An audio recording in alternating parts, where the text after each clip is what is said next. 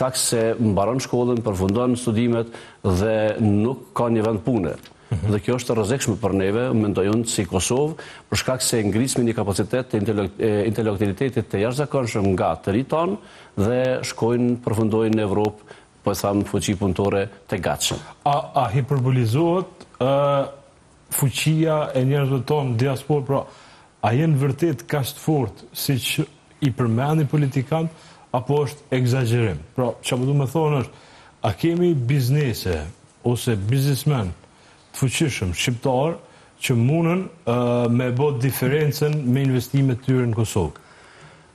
Ta thamë me plot kompetencë për shkak se ne kam vizituar komplet Evropën e në veçanti Gjermaninë. E thamë me kompetencë, mërgata shqiptare, e në veçanti mërgata kosovare, e ka potencialin e jashtëzakonshëm të investojnë në Kosovë, nëse i ngritet infrastruktura, nëse atyre ju jepet një garancion për investimet e tyre në Kosovë, nga shteti i Kosovës. Pse ka nevojë me investu në Kosovë, Denizi? Se për shembull, ëndra çdo biznesmeni, për shembull të Kosovës, besoj që është me pas një firmë në Gjermani, me pas në Zvicër, pra me mujt me i shiju, si më thonë, frytet e tregut huj, për shkak se këtu është një vend i vogël.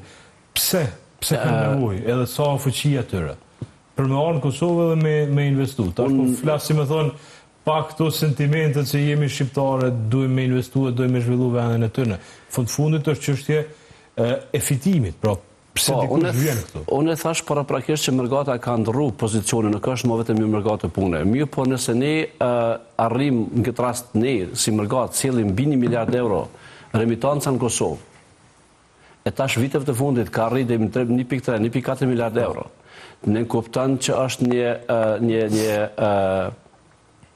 problem mrana vetes, po quj, mrana Kosovës, një inflacion i jashtëzakonshëm ku qytetari ka shportën më të shtrenjtë, të ushqimeve, të jetesës dhe detyrohet të lëshojë Kosovën. Por të kthehemi tek pyetja ku pse duhet një kosovar të vijë në Kosovë, nga Gjermania në Kosovë të investojë. Për shkak se mërgata e ka një potencial financiar të jashtëzakonshëm. E kemi të mundur, jo vetëm se dojmë vendin, por Kosova është vendi i mundësisë. Është vend me strategji edhe po e thamë gjeografike ku gjendemi në një vend ku i kemi të mundur për furnizim të Evropës, prodhimet në Kosovë dhe eksport në Evropë, kryesisht në Evropë, po dhe jashtë Evropës. Ne synojmë, Gjermania në këtë rast synon edhe tregut jashtë Evropës, ku e zotnojnë deri në Amerikë, në Kinë. Pse ne të mos e bëjmë këtë? Pse ne mos të jemi bashkë partner të kompanive gjermane edhe atyre të kosovarëve që janë në Gjermani apo në Evropë, ku mundet të kemë bazën edhe në Kosovë. Kjo është e mundur. Po e thamë prapë përmes ngritjes të infrastrukturës ligjore, shkurtesave të rrugës birokratike, që aty në jau mundësën ja vlerëson investimin në Kosovë. Mos të harrojmë në fakt, janë edhe pjesa e tatime ku ne për shembull tatimojmë në Gjermani, që Kosova ka një listë të jashtëzakonshëm për investorët e huaj për tatimet që ne i paguajmë në shtetet e Evropës. Po, që ka tatimin më tullt Kosova. Është një fakt kyç ku mendoj që të gjitha kompanitë e kanë të mundur këtë të bëjnë dhe bëjnë me dëshirë, për shkak se fitimet ose përfitimet të kompanive janë më të larta se në Gjermani. Nështë nuk më mirë me përmend shpesh fushat se nështë qeveria mos ne arrit tatimin.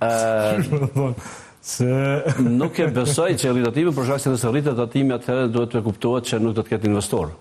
Sigurisht, por se një prej arsyeve pse vinë është fuqia punëtore më e lirë, është tatimi i favorshëm, edhe gjeografia. Në ka, domethënë gjeografisë kemi po hajrin si vend, pra që jemi në një pozicion i cili mund të shfrytëzohet për mirë edhe për investitor të huaj. E përmendet disa herë klimën, edhe në fakt ka rëndësi edhe kush është kryeministër, kush është kryetari i shtetit, dhe mbi gjitha çfarë thot dhe çfarë përfaqëson ai. Që ju ka duk zoti Kurti gjatë kësaj periudhe juve, për shkak se po bëj vetëm një krahasim, për shembull në Shqipëri Edi Rama duket jashtëzakonisht miqësor, bile çaq miqësor sa që tash po i paraqet edhe probleme atje mbrana, kurse zoti Kurti duket më rigjid në këto tema, sidomos që lidhen me investitorët, me ekonominë, me financat e tjerë. Unë mendoj të është të pjesa politike përveç se populizëm në 6 vitet e fundit ne nuk kemi pas edhe asnjë investim të vetëm që është prezantuar nga qeveria aktuale. Tek pjesa tjetër, mendoj që Kurti e ka, mos e tham, keq përdor, po e ka përdor mërgatën vetëm në kohën kur atij i ka dashur. Unë mendoj që duhet të ndryshë të bëhet. Unë mendoj që duhet mërgata të ketë derën hapur, të ketë Kosovën përse afër me ato për mundësitë që ne kemi si mërgatë. Tek klima, tek atmosfera, tek përçarjet që janë tek lincimet, unë mendoj që është komplet e gabuar dhe ne si Parti Demokratike, në këtë rast zotri Hamza, e ka dëshmu me performancën e tij, ka dëshmu me fushatën që i kemi bë, që ne nuk jemi të tillë dhe nuk do të jemi të tillë për shkak se ne kemi faktet. Faktet janë ato të cilat vërtet në kohën e Bedri Hamza si ministri i financave apo edhe si guvernator kemi pas ngritje të pagave. Ne si Parti Demokratike e kemi të gjithë infrastrukturën që ne sot e gëzojmë në Kosovë, nga pavarësia e shtetit, nga ofrimi me mbi 100 njohje nga shtetet e Evropës dhe jashtë Evropës, në këtë shtetet e Evropës dhe të gjithë botës, dhe parafrimi me të gjithë miqt ku ne mbrana vetes kemi pas infrastruktura shtetërore, spitalet, qerdhet, shkollat, rrugë, dhe mos t'i numëroj të gjitha ato, janë me dëshminë dhe vullën e Partisë Demokratike. Dhe dëshmia më e fortë dhe më e mira është vetë programi i Partisë Demokratike apo garancioni Bedri Hamza, i cili e ka potencuar dhe ka thonë që në muajt e parë të mandatit të tij do e ngres pagat, do i ngres pensionet, por edhe nëse se realizohen, ai do jep dorëheqje. Kjo është garancioni më i mirë për qytetarin. Ne pretendojmë dhe mendojmë, në realitet jemi në garë për të qenë të partë, që me datën 7 qershor jemi ata të cilët vërtet e udhëheqin Kosovën. Cila është PDK-ja në këtë fushat? Pra, ne kemi po zoti Hamza, që në fakt është ka demonstruar leadership, kuptimin e afrimit njerëzve edhe të i kalimit të situatave të pakëndshme që kanë ndodhur në PDK. Në fakt që jenë në gjitha parti politike, po aftësia e liderëve është mi të i kalu ato. Çka ndodh me fushatën? A vërtet një ndryshim? Pra, a arritet me kthy mjaftueshëm njerëz edhe figura të rëndësishme që dikur kanë qenë PDK, por edhe të ri rreth vetes që në mënyrë me bo këtë diferencë që ju po shpresoni që mund ta bëj Partia Demokratike me 7 qershor?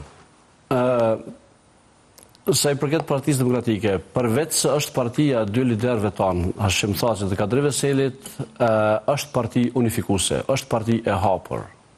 E kanë dëshmu liderët tanë edhe në kohën e luftës, ku ata me unifikimin e tyre kanë arrit të e themelojnë Ushtrinë Cëlimtare të Kosovës, e cila është historike për neve. Kanë arrit me unifikim të shpallin pavarësinë e shtetit. Njëjtën frym vazhdon edhe Bedri Hamza.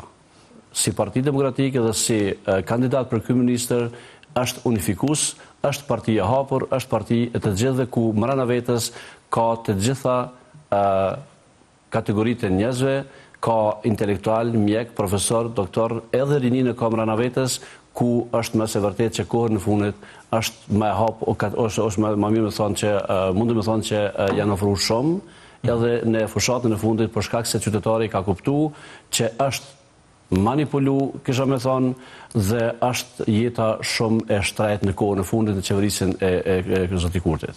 I përmende liderët e PDK-s, po dhe liderët e UÇK-s, që janë në Hagë, ju keni qenë shumë aktiv këtë tim, pra edhe pavarësisht